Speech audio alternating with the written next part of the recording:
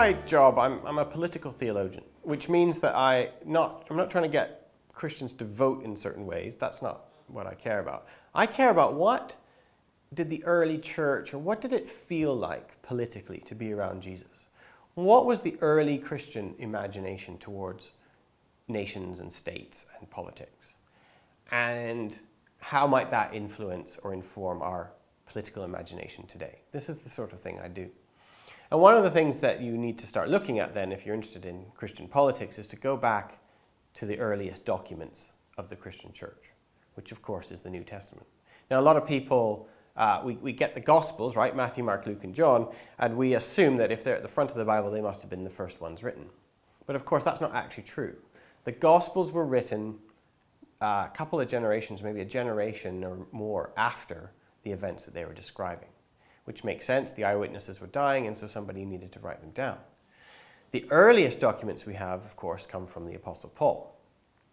Paul is writing in the white-hot heat of early Christian experience, and he's writing to people who knew Jesus, or who knew the people who knew Jesus. And so if you really want to find some early documents, you go to Paul.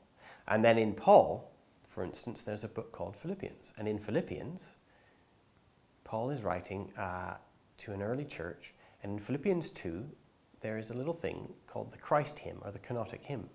And if you read your Bible, you'll notice that often it breaks off into, Jesus did not consider equality with God something to be grasped, right? But he made himself nothing, taking the form of a servant. And that's a little hymn. Very interestingly, Paul didn't write that hymn. Almost certainly he is quoting somebody else into his early letter. That little hymn is arguably one of the oldest Christian witnesses we have to what it felt like to be around Jesus. It predates even Paul, and Paul is the earliest Christian writer that we know of. So if you want to look at what did it feel like to be around Jesus politically, this is a pretty good tool to have. And one of the things you notice if you put on your politics lenses is that that hymn in Philippians 2 uses a lot of political language. So for instance, Jesus did not consider equality with God something to be grasped. The phrase equality with God, isa theo, we now think, perhaps 2,000 years later, we think that this is some sort of description of what it was like for the divine, omnipotent God to become a human being.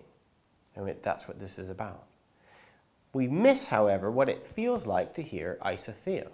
And what it felt like to hear that phrase, if you were a first century Christian, was you would recognize that that was the phrase that Caesars used when they were gunning for top job.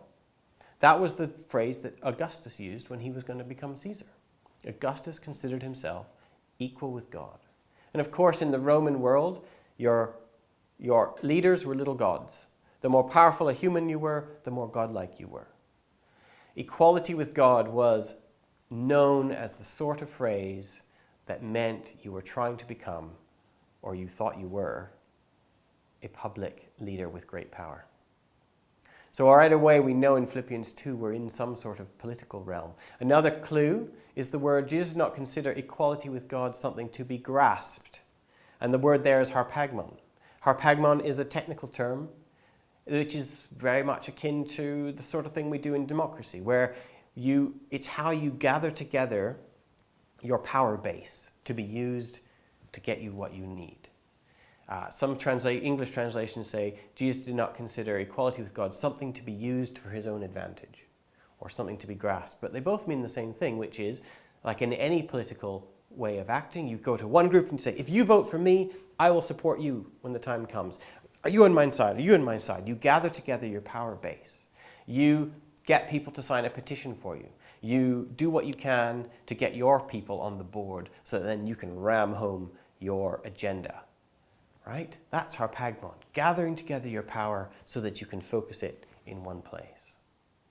Jesus did not consider equality with God something to be grasped. Instead, says Philippians, he emptied himself. And the word here is canosas. And canosas, again, is a phrase which perhaps we now think of as emptying yourself as he became like a doormat, or we become like a You empty yourself of all identity and of all power, and you just become something who anybody can use, wishy-washy. People can use you as you like. Now, unfortunately, we have lost what it means to have kenosis. Kenosis is not a disempowering word. It is, in fact, strangely, oddly empowering. When you practice kenosis, you are not divesting yourself of all identity. You are instead putting a limit around. You're withdrawing your will so that you can create space for other people's wills to thrive. So when you empty yourself, what you're doing is you are setting a boundary and you're saying, this is my will and no further. I'm going to withdraw my will. I'm not going to try and run roughshod over everyone in the room. I'm not going to practice Pegman. I'm not going to gather my power and then focus it in one place, no matter what everybody else thinks. I'm not going to force my agenda on any one group or in the room. Kenosis is a practice of knowing you have power and willingly withdrawing it, so to make space for other people. So when the New Testament asks us to submit one to another, in all the places that it does, when it's asking us to submit to each other, it's not asking us to become nothing and to allow other people to boss us around. What it's saying is, you have a will. You are a person. Now, how are you going to use that will? It's oddly empowering. You can't submit your will to someone unless you already have one first.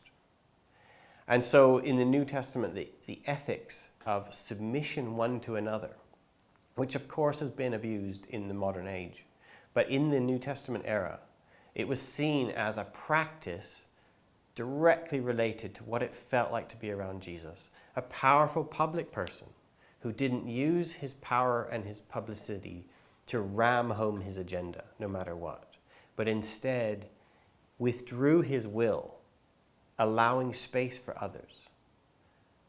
And in that, says Philippians 2, Jesus was raised even higher than the status of equal with God. And he was in fact put on a pedestal underneath his feet, every power and principality. Jesus was put in an even higher place than Caesar as a result of his godlike use of power. So that's one of the ways that I, as a political theologian, am interested in awakening a Christian political imagination.